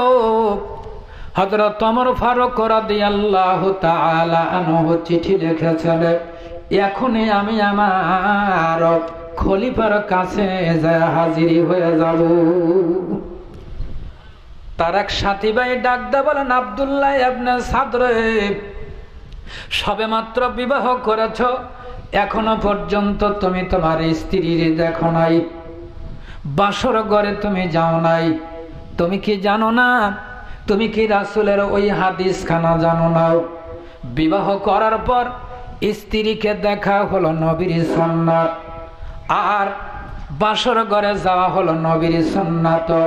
এই সুন্নাতটা পালন না করিয়া তুমি কেমনে ওমরের কাছে চলে যাবে? আমার স্বামী ডাক দা বলেন, ও আমার সাথী ভাইয়েরা রে, আমি এই হাদিস জানি, এই তরিকা জানি। বিবাহের পরে স্ত্রীকে দেখা হলো নবীর সুন্নাত, আর বাসর ঘরে যাওয়া হলো নবীর সুন্নাত, আমি জানি। কিন্তু তোমরা কি জানো না, হযরত ওমর যে চিঠি লিখেছেন, চিঠিটার জবাব দেওয়া, চিঠিটা মান্য করা কি, এটা কি তোমরা জানো? এটার ব্যাপারে আমার আল্লাহ কোরআনুল কারীমের ভিতরে জানিয়ে দিয়েছেন। আল্লাহ বলেন, ইয়া আইয়ুহাল্লাযীনা আমানু আতিউল্লাহা ওয়া আতিউর রাসূলা ওয়া উলিল আমরি মিনকুম। আল্লাহু আকবার। আল্লাহ বলেছেন, ঈমানদারেরা রে, আল্লাহর আদেশ মানো, রাসূলের আদেশ মানো, আর তোমাদের নেতাদের আদেশ মানো। সব নেতার আদেশ মানতে হবে, এই জায়গায় তা বলা হয় নাই। কোন নেতার আদেশ তোমরা মানবা? যেই নেতা আল্লাহ এবং আল্লাহর রাসূলকে মানে, অমন নেতার আদেশ মানা কোরআনের আলোকে ফরজ। কথা বলেন ঠিক কিনা? ঠিক বললেও ঠিক, না বললেও ঠিক। বন্ধুগণ আমার, ভাইয়ের আমার, আব্দুল্লাহ ইবনে সাদ ডাকদা বলেন, ও সাথী ভাইয়েরা রে, কোরআনুল কারীমের নির্দেশ মোতাবেক হযরত ওমরের আদেশ মানা হলো ফরজ। তার কারণ তোমরা বলো, হযরত ওমর ফারুক আল্লাহ এবং আল্লাহর রাসূলকে কি মানেন?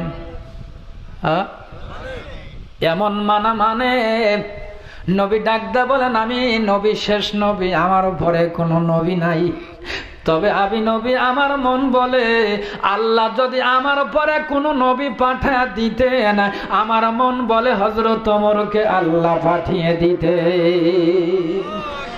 তার কারণ নবী হওয়ার সব যোগ্যতা হযরত ওমরের ভিতরে আল্লাহ দিয়ে দিয়েছে। ও সাথী ভাইরা রে, এই জন্য আমি আর দেরি করব না, হযরত ওমরের চিঠির জবাবে আমি চলে গেলাম। আমার স্বামী আমাকে ফেলে রেখে চলে গেল, আমি বাধা দিতে পারলাম না। আমার স্বামী চলে গেল, আমি জানতে পাইলাম ব্রহ্মপারস্যে 3 মাস ছিল। ওখান থেকে 3 মাস পরে আবার অন্য জায়গায় 3 মাসের জন্য পাঠিয়ে দিয়েছেন। আর ওখান থেকে আবার 3 মাসের জন্য কোথাও পাঠিয়ে দিয়েছেন হযরত ওমর। এইভাবে প্রায় 9 মাস অতিবাহিত হয়ে যাচ্ছে। এখনো পর্যন্ত আমি আমার স্বামীকে কাছে পাই নাই। একটা বারের জন্য বাসর ঘরে আমি যেতে পারি না। এই জন্য আমি মনের দুঃখে গান গাইতেছি। আল কসদসবুল খুলুকিল বায়ানা আওশাউজিদান হুব্বিল হায়াতি চন্দুরুস্ত গরনে বাসাদ শেরে শুকর দাওহারাত দিল ডোবা কর গরনে বাসাদ দেশতারি গুলখারে আত। স্বাস্থ্য যদি সুখের না হয়, দুধ চিনি সব বিষ মাখা, ফুলের সজ্জা কাটার মতো যদি না থাকে প্রাণের সখা। ও পথিক রে, আমি গান গাইতেছি এই কারণে, স্বাস্থ্য যদি মানুষের সুস্থ না হয়, অসুগালা মানুষকে দুধ চিনি একত্রিত মাখাও দিলে ওটা পান করার সময় বলে এটা তিতে তিতে লাগতেছে। আর যদি ফুল বিছানাটা থাকে, ওই ফুল বিছানাটায় যদি প্রাণের সখা না থাকে, তাহলে ওই ফুল বিছানাটা কাঁটার মতো লাগে। জবান খুলে জোরে কন্যা কথা ঠিক কিনা? ছোট ছোট সওয়াল ভালো কয় ঠিক। ওরা আমাদের চাইতে ভালো বোঝে। বন্ধুগণ আমার, ভাইয়ের আমার, হযরত ওমর আশ্চর্য হয়ে গেলেন। হায় রে, আমি ওমর খলিফা হওয়ার সময় বলে দিয়েছিলাম, শুধু ফোরাত নদীর কূলে যদি একটা কুকুর না খেয়ে মারা যায়, ওটার জন্যে আমি হযরত ওমর নিজে দায়ী থাকব। আমি সকলের নিরাপত্তা নিশ্চিত করব, এই শপথ নিয়ে আমি এখানে ক্ষমতায় আসলাম। অথচ এখন দেখি এই মহিলাটা কোথায় কষ্ট আছে, এটা কেন আমি আগে যাই না খোঁজ খবর নিতে পারি নাই? জোরে কি বলা যাবে না সুবহানাল্লাহ? হযরত ওমর ডাক দিয়া বলেন, মা, আমার ভুল হয়ে গেছে মা, তুমি আমারে ক্ষমা করে দাও। আমি একটু চলে গেলাম, দেখি তো তোমার জন্য কিছু করতে পারি কিনা। জোরে কি বলা যাবে না সুবহানাল্লাহ? বন্ধুগণ আমার, ভাইয়েরা আমার, হযরত ওমর আর দেরি করলেন না। এক মুহূর্তের মধ্যে উনি বাড়িতে চলে আসলেন। বাড়িতে আসার পরে বাড়িতে ঢোকার সময় ওনার বিটির সঙ্গে দেখা, মা হাফসা রাদিয়াল্লাহু তাআলা আনহার সঙ্গে দেখা। মা হাফসাকে ডাক দে বলেন, মা, ও মা, তোমার কাছে একটা প্রশ্ন জিজ্ঞাসা করতে চাই রে মা, তুমি বলো। কি প্রশ্ন করবেন আব্বা? আপনি বলেন। বলে, বেটি তুমি যথাযথ জবাব দিও মা। তুমি বলো, একজন মেয়ে মানুষের বিবাহ হওয়ার পর স্বামী ছাড়া সে কয়দিন থাকতে পারে? মা হাফসা রাদিয়াল্লাহু তাআলা আনহা উনি লজ্জা পেয়ে গেছেন। ডাকতে বলেন, আব্বা জান, এমন প্রশ্ন কেন আপনি আমাকে করলেন? এই প্রশ্নটা তো আপনি আমার মায়ের কাছেও করতে পারতেন। তার কারণ আমার মা একজন মেয়ে মানুষ। জোরে জোরে কোন কথা ঠিক কিনা? হযরত ওমর ডাকতে বলেন, মা, তুমি কিছু মনে করবা না মা, তোমাকে আগে পাইলাম, যার কারণে তোমারে আগে জিজ্ঞাসা করলাম। তোমার কাছ থেকে তোমার মায়ের কাছে যাইতে একটু দেরি হয়ে যায়, এর ভিতরেই যদি আমি মারা যাই, তাহলে আমার আল্লাহর কাছে কি জবাব দেব? বাজান রে, এরা হলো শাসক, কোরআনের শাসক।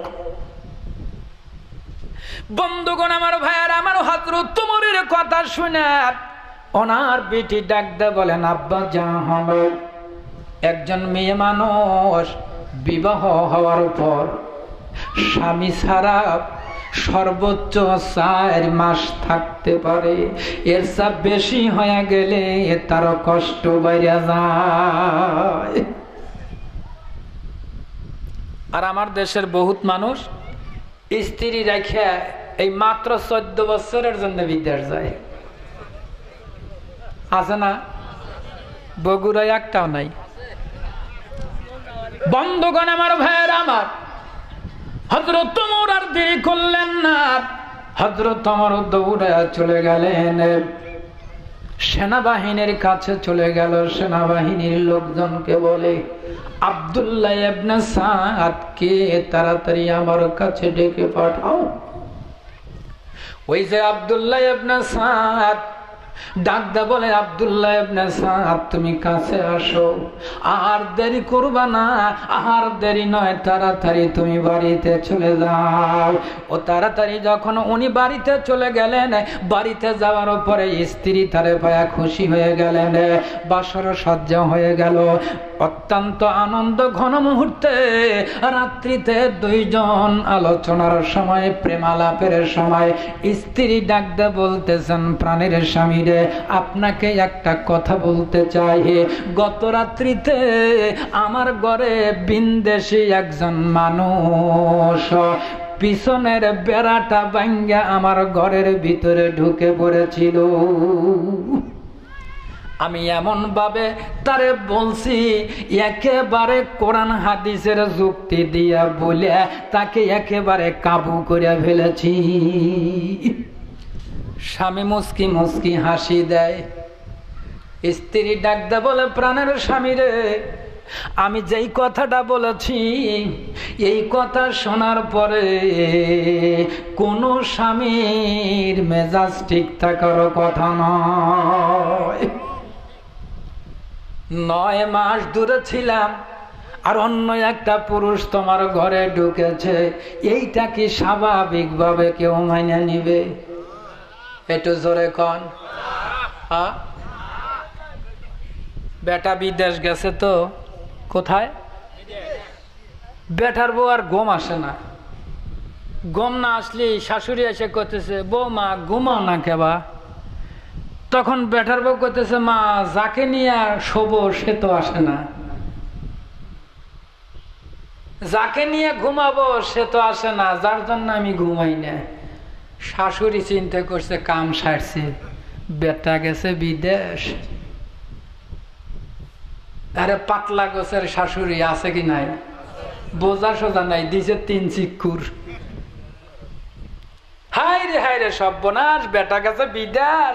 আর বেটার বউ কয় কি, যে যাক নিয়ে ঘুমাবো সে আসে না, প্রতি রাত্রি কি আসে কেউ? বাস হুলু চুলু শুরু হয়ে গেছে। এই 1 কান 2 কান এরকম 9 কান সরে গেছে। যাওয়ার পরে একেবারে শেষ পর্যায়ে এমন হয়েছে, বউটাকে এখন তালাক প্রাপ্ত হওয়ার উপক্রম। বেটা চলে আসছে। বেটা আসার পরে বেটাকে বলে, বেটা রে, তুমি যদি আমার পেটে হয়ে থাকো ওই বউর ঘরে তুমি যাও না। এই ঘটনা। বেটার মেজাজ কি ঠিক থাকবে? এমন সময় বলে বহুত প্রদানি করে ডাক্তার, ওই যে আব্দুল সোবহান ডেকে নিয়ে তো। এখন এরকম প্রধান যা কইতেছ, আমা ঘটনাটাকে একটু বলতো বেটি, শুনি, তালাক তো হয়েই যাবে। বলে, বাবা আপনি আবার শুনবার চাইতেছেন, কেউ তো আমার এই কথা শোনে না। আমি ঘুমাইতে যাব, আমার ঘুম আসে না। শাশুড়ি বলতেছে, কেন ঘুমাও না? আমি বলছি, যারে নিয়ে ঘুমাবো সে তো আসে না। ঘুম না আসলে মানুষ ঘুমাইতে পারে? কথা বলে। এই জন্যে আমি ঘুমাই নাই। আর এই কথা নিয়ে তো কত সরে গেছে। শ্বশুর একেবারে লাভ দিয়ে উঠছে যে এইরকম ব্যাগ কিলে নিয়ে চললি তো আমি সংসার করে খাইলাম। আছে না বাবা এলা মানুষ? বাজান আমারও ভাইয়েরা আমারও। স্ত্রী যখন স্বামীর কাছে এই কথা বলাচ্ছেন, স্বামী মুস্কি মুস্কি হাসি দেয়। সুবহানাল্লাহ। প্রাণের স্বামী রে, আপনি কেন মস্কি মস্কি হাসেন? আমি ব্যাপারটা বুঝলাম না।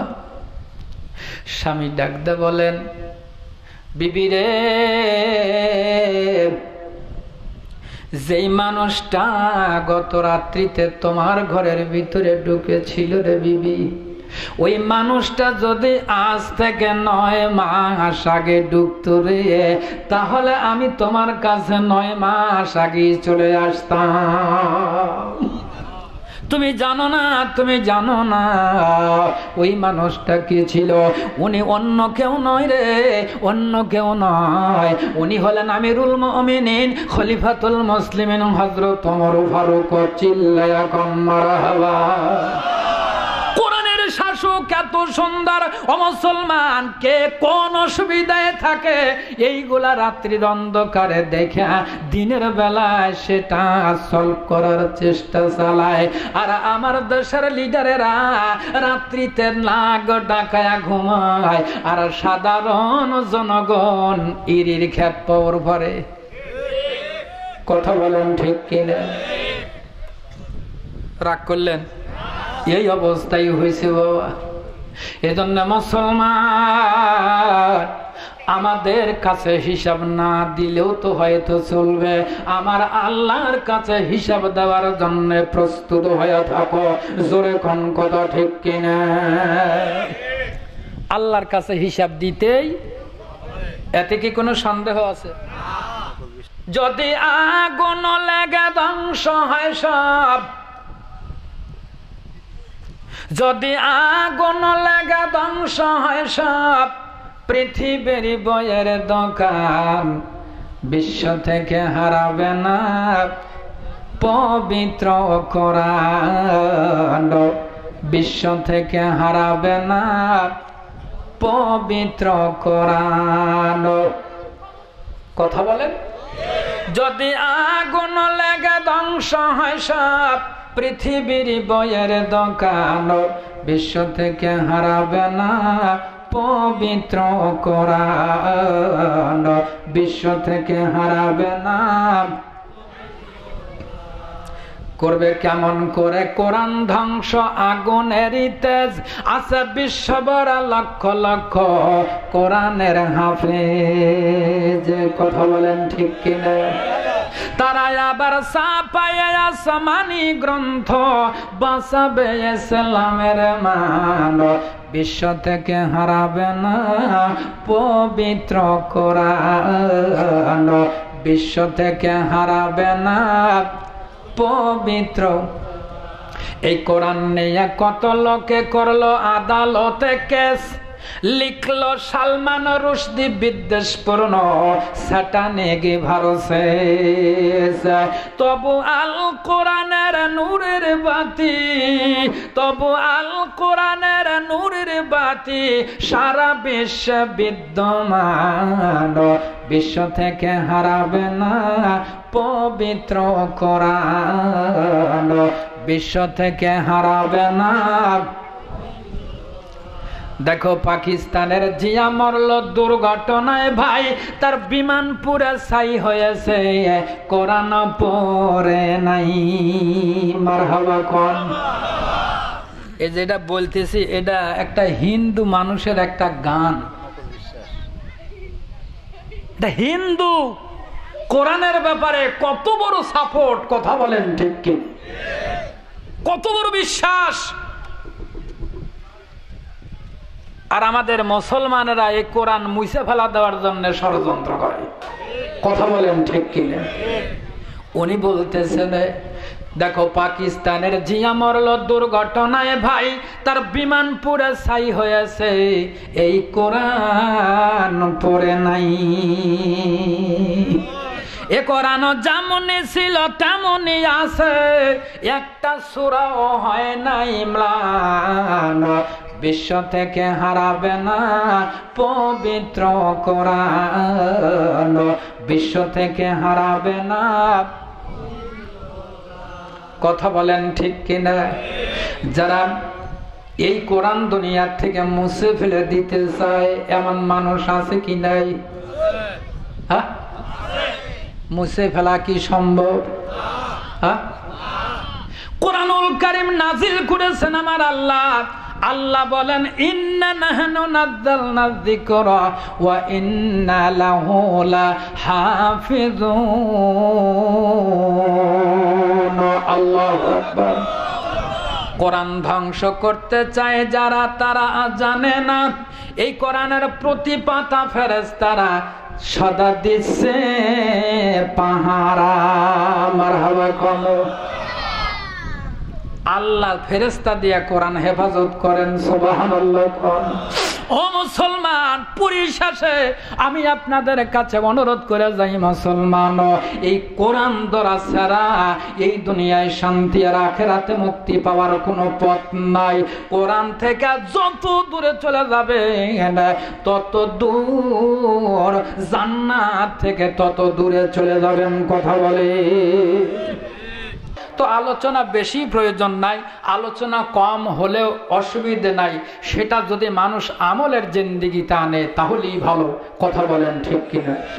আল্লাহুম্মা সাল্লি আলা মুহাম্মাদ ওয়া আলা আলি মুহাম্মাদ কামা সাল্লাইতা আলা ইব্রাহিম ওয়া আলা আলি ইব্রাহিম ইন্নাকা হামিদুম মাজিদ।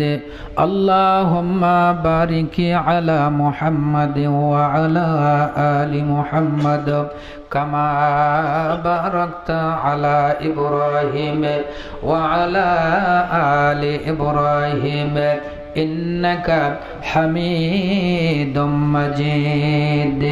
আল্লাহুম্মা আমিন। রব্বানা रब्बाना या रब्बाना कर ले तो हमको कबूल आए खुदा। रब्बुल आलामीन 3 दिन ব্যাপী তাফসীরুল কোরআন মাহফিলের এই প্রথম দিবসের শেষ পর্যায়ে যত আলোচনা হয়েছে, আলোচনার মধ্যে যদি ভুল ত্রুটি হয়ে থাকে রে আল্লাহ, ভুল ত্রুটি ক্ষমা করে দিয়া, সব যদি হয় সেটাকে কোটি গুণে বৃদ্ধি করে দিয়াও। সর্বপ্রথম আখিরি জামানার পয়গম্বর বিশ্ব নবীর রূহ মুবারকে সবখানা পৌঁছায়া দিন। ও রব্বুল আলামিন, হযরত আদম আলাইহিস সালাম থেকে শুরু করিয়া এযাবৎ পর্যন্ত যত মুমিন মুসলমান অন্ধকার কবরে চলে গেছে রে আল্লাহ, তাদের আরো পার সবখানা পৌঁছায় দিন। বিশেষ করিয়াও হে আল্লাহ, এই বগুড়া জেলার নসরতপুর জান্নাতুল বাকি কবরস্থানটা শুরু থেকে আজ পর্যন্ত যত মাইয়াত এই কবরে শায়িত, আয় আল্লাহ তাদের তামাম জিন্দেগির গুনাহগুলো মাফ করে দাও। ইয়া আল্লাহ, আমার সঙ্গে যারা হাত তুলে দিয়ে আমিন আমিন বলছে রে আল্লাহ, জানি না কোন সোনা মুখখানা আর জীবনেও কোনোদিন মা বলে ডাকতে পারবে না। ইয়া আল্লাহ, আর জীবনে কোনোদিন আব্বা বলে ডাকতে পারবে না যারা ওই আব্বা আম্মা হারা সন্তান, যারা তোমার শাহী দরবারে হাত তুলে দিল, ওই আব্বা আম্মার কবরখানা তুমি আগে জান্নাত বানায়া দেও রব্বুল আলামিন।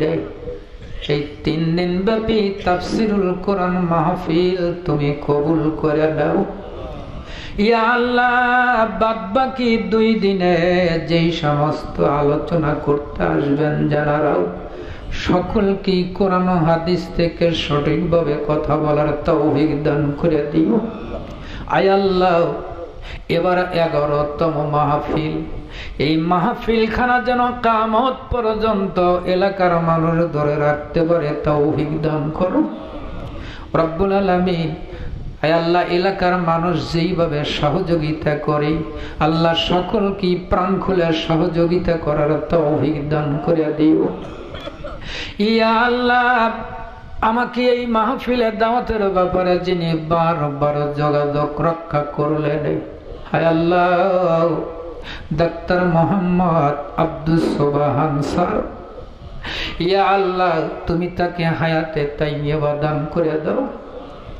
রব্বুল আলামিন এই মাহফিল পরিচালনার জন্য যারা যারা কষ্ট করলো সকলকে কবুল করে নাও।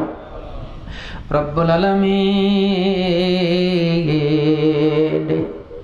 আমাদের तमाम জিন্দেগির গুনাহগুলো তুমি মাফ করে দাও। আয় আল্লাহ, तमाम বিশ্বের উপরে তুমি খাজ রহমত নাজিল করো। আমার বাংলাদেশের উপরে তুমি খাজ রহমত নাজিল করো। ইয়া আল্লাহ, বাংলাদেশের যত আলেম ওলামা আছে তাদের উপরে তুমি তোমার খাজ রহমত নাজিল করো। আয় আল্লাহ, কত মানুষ কত বিপদ আর মুসিবতের মধ্যে পড়ে আছে, আল্লাহ তুমি তাদের বিপদ থেকে উদ্ধার করো। রব্বুল আলামিন সংশোধিত মুসলিম না বানায় আমাদের মরণের ডাক দিও না। আয় আল্লাহ, মা বোনেরা আশেপাশে অনেকে বসে আছেন, মা বোনদের ব্যাপারে আলাদা কোনো কথা বলতে পারি নাই। আমার মা বোনদেরকে তুমি তোমার দরবারে কবুল করে নাও।